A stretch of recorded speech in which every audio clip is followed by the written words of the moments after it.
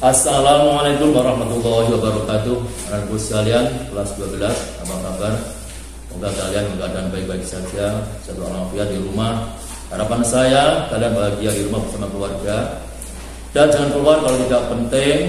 Kalau ternyata ada kepentingan yang sangat mendesak, jangan lupa kalian tetap bawa protokol kesehatan sebagai petunjuknya, yaitu bawa masker, kemudian menjaga jarak dengan orang sekitarnya, kemudian tetap mencuci tangan setelah kegiatan atau sebelum kegiatan, karena ini merupakan anjuran yang mutlak kalian harus patuhi, sehingga nanti akan mempercepat dan segera memulihkan keadaan, dan kalian akan kembali bisa masuk ke bangku sekolah. Baik anak-anak sekalian yang saya cintai, saya sayangi, hari ini kita akan melanjutkan tentang studi kita, yaitu belajar dari sejarah, yaitu tentang masalah masuknya agama Islam di Indonesia. Kita bisa belajar dari sebuah sejarah keadaan masa lalu, yang mana sejarah ini adalah bisa buat referensi kita atau menjadi pengetahuan kita. Baik, anak-anak sekalian, bahwa menyiarkan agama baru sebagai agama Islam di kalangan para penduduk lama yang telah memeluk agamanya dia seperti agama Buddha, agama Hindu dan sebagainya, ini tidak mudah. Kadang ada semacam perlawanan, ada semacam ketidaksetujuan.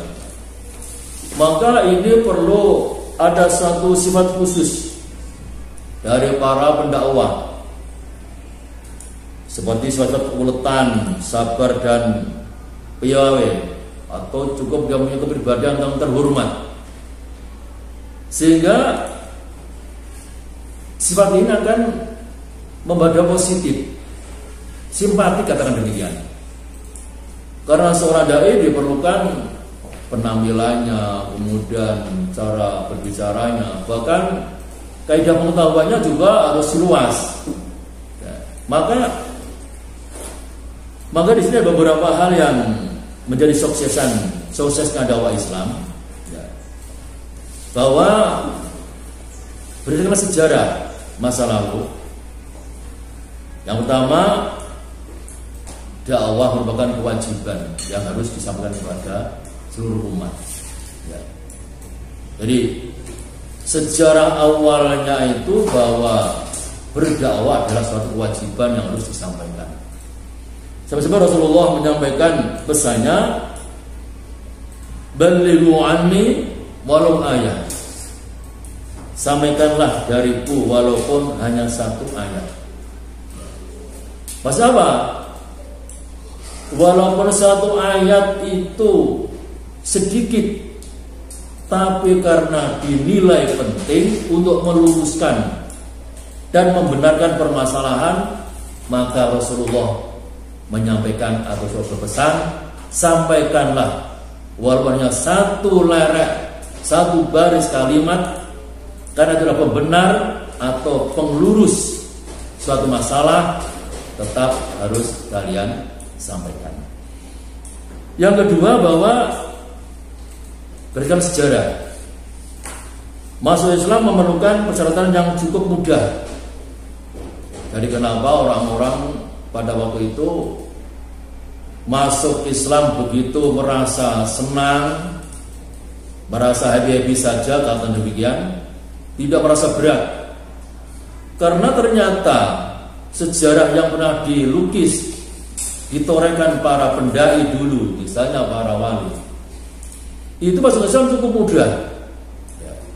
Yang patut kita lihat adalah sejarah menggunakan sistem budaya.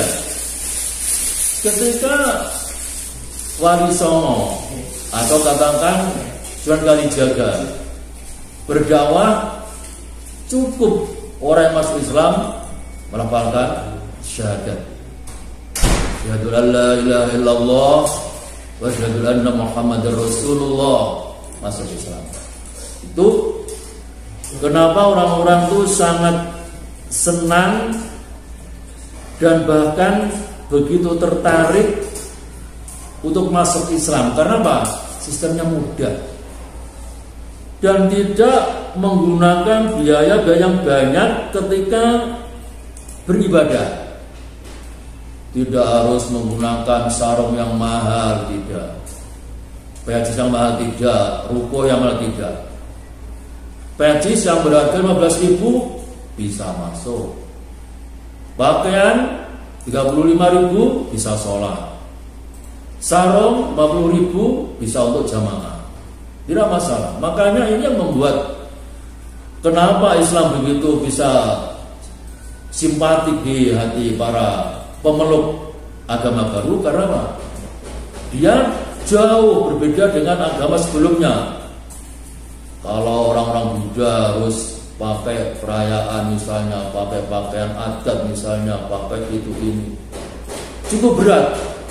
Makanya orang-orang Wesia, orang-orang Sudra yang notabene orang menengah ke bawah, fakir miskin katakan, banyak yang mudah lari ke Islam. Karena ternyata agama ini sederhana sekali dalam hal ibadah. Jadi sejarah Timur dulu yang membuat catatan kita bahwa awal-awalnya Islam datang itu bisa membawa kedamaian. Tidak ada masalah. Tidak mempersulit para pemeluk agama Islam itu. Bahkan ada sebuah tata cara yang sangat simpel. Kalau pakai sarung cukup menutup aurat antara pusar sampai lutut, dengkul, bisa sholat. Bahkan sampai seperti itu simpelnya atau mudahnya agama.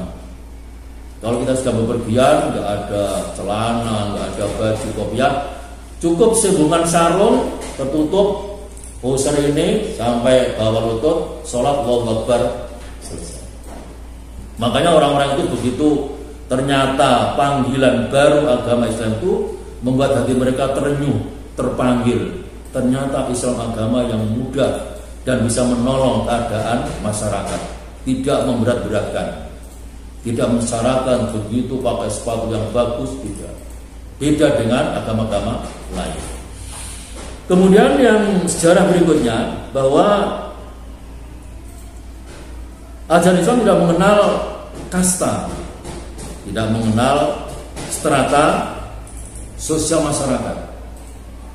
Orang bisa beribadah dari berbagai lapisan, kaya, miskin, sedengan, sederhana, bisa ikut Jumatan semuanya. Tidak harus yang kaya itu Jumatan, yang fakir tidak boleh, tidak. Karena apa? Ternyata dalam konteks Islam yang muncul adalah in akramakum indallahi atqakum. Yang dinilai, yang dimuliakan oleh Allah adalah orang yang bertakwa kepada Allah, orang yang patuh kepada Allah. Jadi walaupun dia orang miskin, karena dia orang patuh, ahli ibadah, ahli jamaah di masjid, di mushola, dia pun akan mendapatkan kemuliaan dari Allah, bukan dari manusia. Makanya ini membuat terpanggil para orang-orang itu untuk segera ke masjid, segera beribadah. Karena apa? Karena dia tidak ada perhitungan kemuliaan itu tergantung kepada keadaannya dia.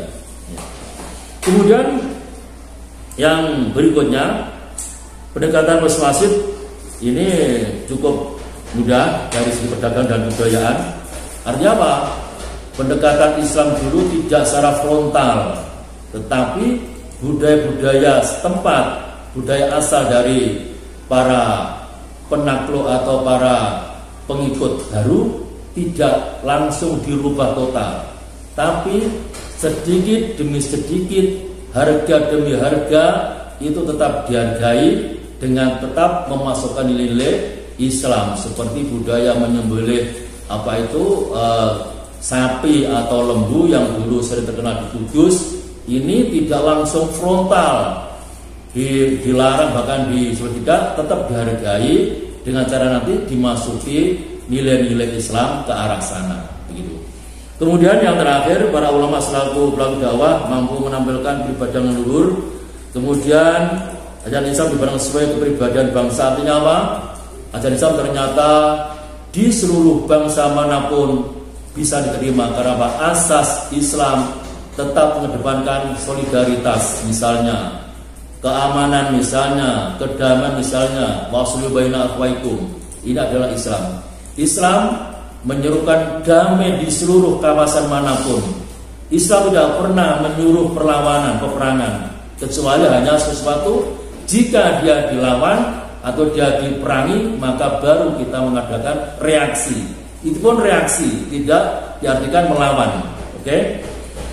Yang paling selesai, yang paling akhir adalah bahwa kalau kita cermati undang-undang Islam adalah di Nusantara ada 3 fase. Fase pertama adalah kehadiran para pedagang yang waktu itu dari Arab dan India maupun Persia. Yang kedua adalah merupakan fase bertambahnya banyak orang, karena orang Arab di mana orang itu berada dari komunitas Muslim. Kemudian yang ketiga adalah keberhasilan melakukan pendekatan politis para ahli dai, para kiai di kalangan elit politik seperti kerajaan, membuat para raja terpanggil Islam dan kemudian diikuti oleh para rakyatnya. Itu adalah merupakan belajar dari sejarah bahwa Islam ada sejarahnya untuk masuk ke berbagai wilayah, berbagai daerah. Sekian bagi saya sudah cukup karena waktu sudah selesai. Tugas kalian adalah satu saja, tunjukkan contoh bahwa dakwah merupakan suatu kewajiban. Oke, saya akhiri. Semoga bermanfaat. Assalamualaikum warahmatullahi wabarakatuh.